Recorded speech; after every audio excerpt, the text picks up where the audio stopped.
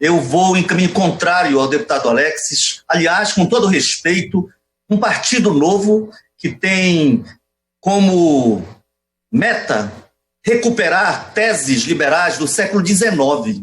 É, no mínimo, muito estranho. Aliás, hoje uma reportagem que me chocou muito. A maioria dos que estão morrendo em países como os Estados Unidos são negros, favelados ou latinos. No Brasil, a classe média tem tido algumas perdas importantes, mas é verdade que os mais desprotegidos são os que moram mal, que não têm água potável, não podem comprar sabão, muito menos podem comer. É nesse sentido que as políticas aqui não podem priorizar interesses do grande capital financeiro, não podem ser destrutivas da autonomia dos estados, do pacto federativo, em nome de um equilíbrio fiscal, que neste momento é sinônimo de morte aos que não têm dinheiro para comprar comida e não podem vender nas ruas, não podem fazer um biscate, não podem trabalhar como autônomos ou no mercado informal, simplesmente porque estão absorvendo a tese científica, e não essa falácia defendida pelo presidente da República, a tese científica de todas as pessoas sérias e que amam a vida nesse país, de que o isolamento social evitará uma catástrofe. Então, querer aqui defender o plano Mansueto é, no mínimo, agredir a necessidade de tomarmos medidas no curto prazo para garantir políticas que venham a combater o coronavírus, esse novo coronavírus, evitar que milhares e milhares de pessoas acabem contaminadas e desenvolvam a doença, o Covid-19, evitar mortes, evitar dor. Aliás, para o Mansueto, o grande cantor e compositor negro já falecido brasileiro, Mansueto Menezes, diria: botei na balança, você não pesou. Botei na peneira, você não passou. Mora na filosofia. Para que rimar amor e dor? Neste momento, ou se defende a dor, o sofrimento, do adoecimento e da morte, ou se desenvolvem políticas de amor para salvar vidas, e é o que nós estamos fazendo. Parabéns, presidente Rodrigo, que é um liberal, mas tem sensibilidade social, está coordenando com essa sensibilidade a aprovação de projetos. Essa mudança, relatada pelo deputado Pedro Paulo aqui, é exemplo de sensibilidade, de mediação.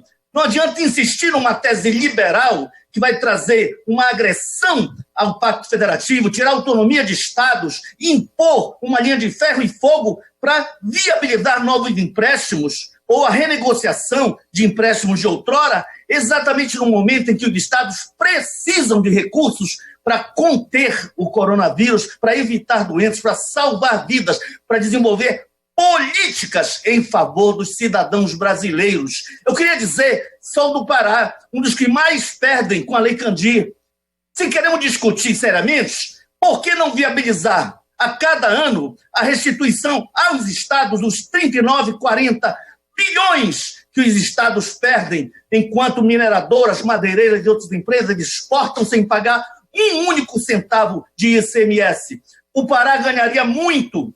O governador, por exemplo, poderia desenvolver políticas como vem desenvolvendo, com muito mais tranquilidade, sem precisar de pedir favor ou até novos empréstimos ao governo federal.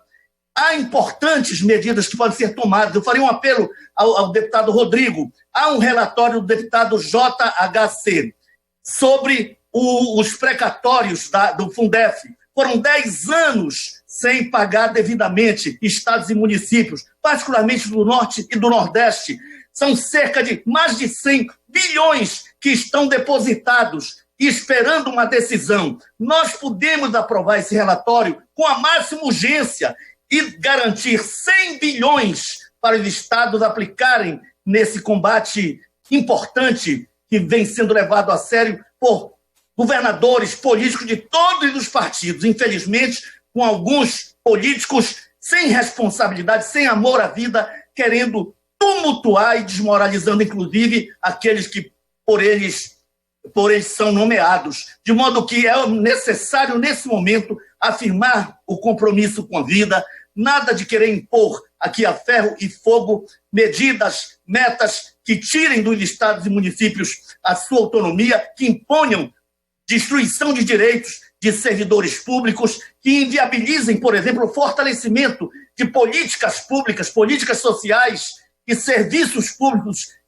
valorizando, inclusive, os servidores públicos. Daí o apelo, no que diz respeito ao artigo ao item 9, o artigo 65, citado pelo deputado Glauber, que deverá ser um destaque do PSOL, é de fundamental importância que, nesse momento, médicos, enfermeiros, maqueiros, mas também quem dirige a ambulância, mas também quem faz a limpeza de hospitais, os garis, enfim, aqueles trabalhadores do serviço público que estão diretamente ligados ao combate do corona, não podem deixar de ser valorizados. Então, essa é uma medida que o deputado Pedro Paulo pode aceitar, para nem ir a voto, porque nós precisamos ter a possibilidade de valorizar quem está morrendo ou correndo risco de morte para salvar vidas, e muitas vidas de brasileiros. Parabéns a todos que estão demonstrando sensibilidade para aprovar uma lei que realmente signifique declaração de amor ao povo brasileiro e não declaração de amor à dor ou de ódio à vida, ódio ao povo